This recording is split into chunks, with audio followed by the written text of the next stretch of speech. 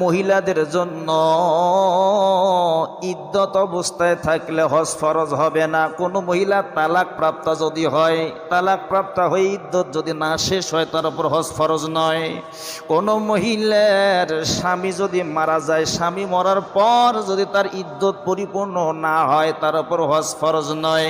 মনে রাখবেন, মহিলাদের জন্য হজ ফরজ, কিন্তু যদি নিজের স্বামী অথবা মাহরাম পুরুষ না থাকে, তার উপর হজ ফরজ হবে না। নিজের স্বামী যদি থাকে সঙ্গে করে নিয়ে যাবে, আর যদি স্বামী না থাকে, মাহরাম পুরুষ বোঝেন, যার সঙ্গে বিবাহ হওয়া জায়েজ নাই, এমন পুরুষের সঙ্গে মহিলাদেরকে হজে যেতে হবে, একাই যাওয়ার অনুমতি নাই। তবে হ্যাঁ, মক্কা শরীফের মধ্যে এই যে কাবা ঘরটা, চারকোনার এই যে কাবা ঘরটা, যেটা বাইতুল্লাহ বলি, এই বাইতুল্লাহ থেকে মাপ করে 48 মাইলের ভেতরে যদি কোনো মহিলার বাসস্থান থাকে, ওই মহিলা একা যেতে পারবে। এটা হলো মাসালা। মানে বাইতুল্লাহ থেকে মাপ করে 48 মাইল এর ভেতরে যদি কোনো মহিলা থাকে, তার বাসা থাকে, সে একা যাইতে পারবে।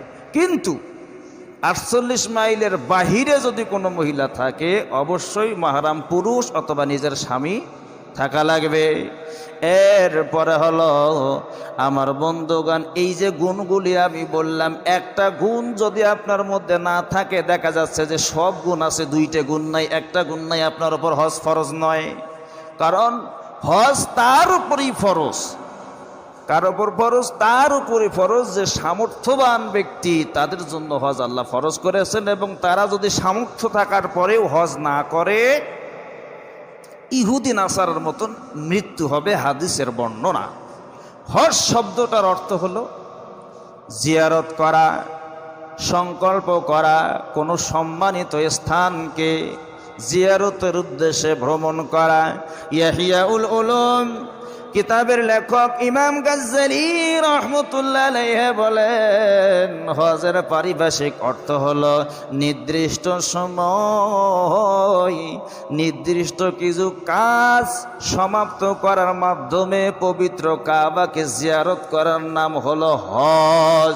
এবারে আসুন আমরা জানি হজের ওয়াজিব কয়টা, হজের ওয়াজিব কয়টা, কি কি এবং এর হাকিকত কি, জানার দরকার আছে না নাই? হজের 1 নম্বর ওয়াজিব হলো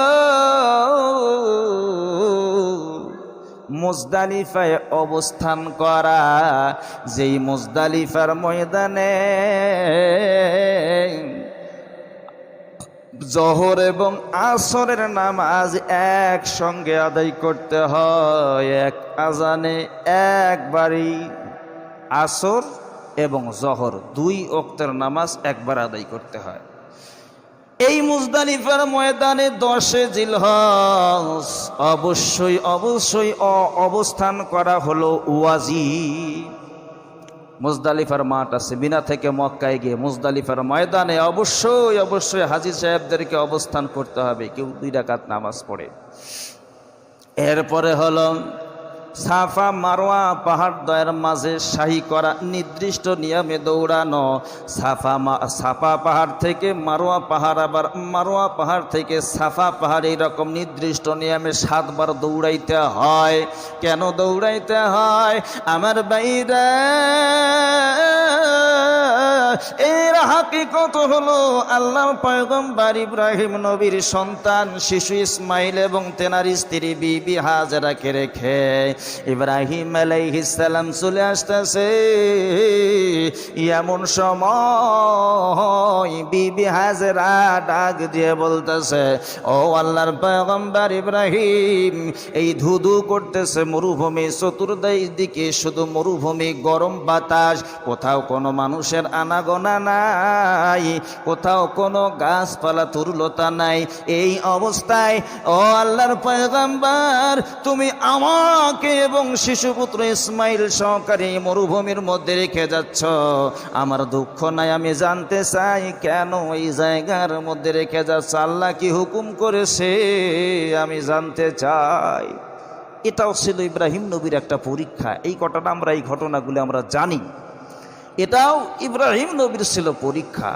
ইব্রাহিম ডাক দিয়ে বললেন, বিবি হাজেরা রে, আমার আল্লাহ অর্ডার করেছে তোমার এই জায়গার মধ্যে রেখে যাওয়ার জন্য। বিবি হাজেরা ডাক দিয়ে বলে, ইব্রাহিম তাহলে আমার কোনো টেনশন নাই, আমার দুঃখ নাই। যেই আল্লাহ পাক রব্বুল আলামিন একটা কিড়া, একটা কাঠের ভিতরে একটা কিড়ার আহার যোগাইতে পারে, ওই আল্লাহ পাক এই মরুভূমির মধ্যে আমি হাজেরাকে না খাওয়াইয়া মারবে না। কোন সুবহানাল্লাহ। আমার ভাইরা, ইব্রাহিম নবী চলে আসলেন। বিবি হাজেরা মরুভূমির মধ্যে অবস্থান করতেছে। 3 দিন পর্যন্ত শুকনা খাবার ছিল শেষ, পানির মস্কের পানিও শেষ। এবার পিপাসিত হয়ে গেলেন বিবি হাজেরা।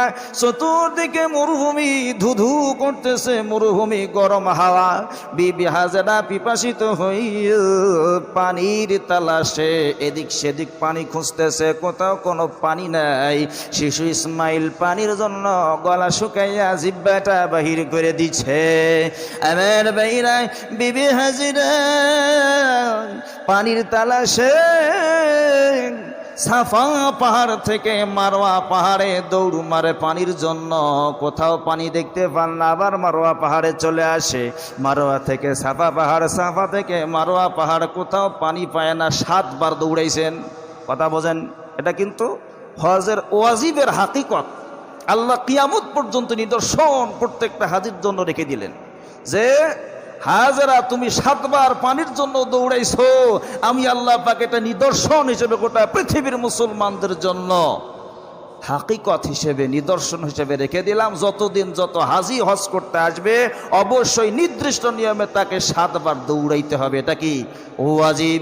আমার ভাইরা, আমার বন্ধুগণ, বিবি হাজেরা এইবার ইসমাইল আলাইহিস সালামকে পাথরের উপর শোয়াইয়া, যেই জায়গার মধ্যে কাবা ঘরটা আছে, সামনে যেই জমজমের কূপের পানি, এই জায়গার মধ্যে শিশু ইসমাইলকে শোয়াইয়া বিবি হাজেরা সাফা পাহাড়ের মধ্যে দাঁড়াইয়া 2টা হাত তুলে ডাক দিয়ে বলে, আল্লাহ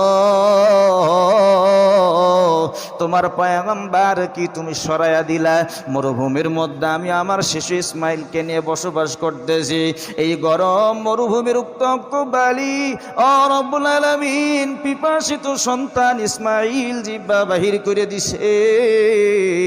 আল্লাহ আমি পানির তালাশ করলাম, কোথাও আমি পানি পাইলাম না। রব্বুল আলামিন দয়া করে পানির ব্যবস্থা করে দাও, আমার ইসমাইলের জীবন বাঁচাইয়া দাও। আল্লাহ ডেকে বলেন, হাজেরা রে, তোমার দোয়া আমি কবুল করলাম। তোমার শিশু ইসমাইলের পায়ের নিচে আমি আল্লাহ পাক রব্বুল আলামিন মিষ্টি পানির ফোয়ারা সৃষ্টি করে দিলাম। কোন সুবহানাল্লাহ। এটাই হলো সেই জমজম কূপের পানি, যেই পানি পান করলে আমার বন্ধুগণ অন্তর থেকে নেফাকি, মোনাফিকি, ময়লা সব ধুয়ে পরিষ্কার হয়ে যায়। সুবহানাল্লাহ কোন। যে যত বেশি বেশি জমজম কূপের পানি পান করবে তার ভেতর থেকে তত গুনাহ ময়লা সব পরিষ্কার হয়ে যাবে। এই জমজমের কূপের পানি কি কেউ পান করছেন এই পর্যন্ত? কারা কারা করছেন হাত তোলেন তো দেখি। মাশাআল্লাহ মাশাআল্লাহ। হাত নামান। আমাদের মসজিদের অনেক মুসল্লি হজে যাওয়ার নিয়ত করছে। যারা নিয়ত করছেন অবশ্যই তাদেরকে রিকোয়েস্ট করি, আপনারা যদি হজে যান অবশ্যই জমজমের পানি নিয়ে এসে মুসল্লিদের সবাইকে খাওয়াইয়া দেবেন। বোঝেন এই কথাটা? আমার বন্ধুগণ, বিবি হাজেরা এইবার জমজমের এই কূপের পানি পান করলেন তৃপ্তি সহকারে। চতুর সাইডে প্রাচীন তৈরি করলেন, তারপরেও কিন্তু পানি থামে না। বিবি হাজেরা ডাক দিয়ে বলেন, এই পানি থেমে যা। সঙ্গে সঙ্গে পানি থেমে গেল। আমার বন্ধুগণ, আল্লাহ ডেকে বলে, হাজেরা রে, তুমি যদি ওই পানিকে থাম না বলতা, গোটা মরুভূমি আমি পানি দিয়ে ভিজাইয়া দিতাম। সুবহানাল্লাহ কোন। বন্ধুগণ আমার, এই জমজমের কূপের পানি দাঁড়াইয়া পান করতে হয়। মাসালা শোনেন, পৃথিবীর মধ্যে যত পানীয় দ্রব্য আছে খাওয়ার জন্য, চা খান, যেটাই খান, এগুলো কিন্তু বসে খাওয়া সুন্নত। আর জমজমের কূপের পানি পশ্চিম দিকে হইয়া, কিবলার দিকে হইয়া নিয়াত করে পান করতে হয়। 3 নিঃশ্বাসে পান করতে হয়। সুবহানাল্লাহ কোন। মনে থাকবে, জমজমের কূপের পানি পশ্চিম দিক হয়ে পান করতে হয়, দাঁড়াইয়া পান করতে হয়। আমার ভাইরা, আমার বন্ধুগণ, এইবার বিবি হাজেরা পানি পান করলেন। কিছু বণিক ব্যবসায়ীরা ওই মরুভূমির প্রান্তর দিয়ে চলে যায়। হঠাৎ তারা খোঁজ পেলে এই জায়গার মধ্যে জমজমের কূপের পানি, এই জায়গার মধ্যে মিষ্টি পানি সৃষ্টি হয়েছে। ব্যবসায়ীরা ওই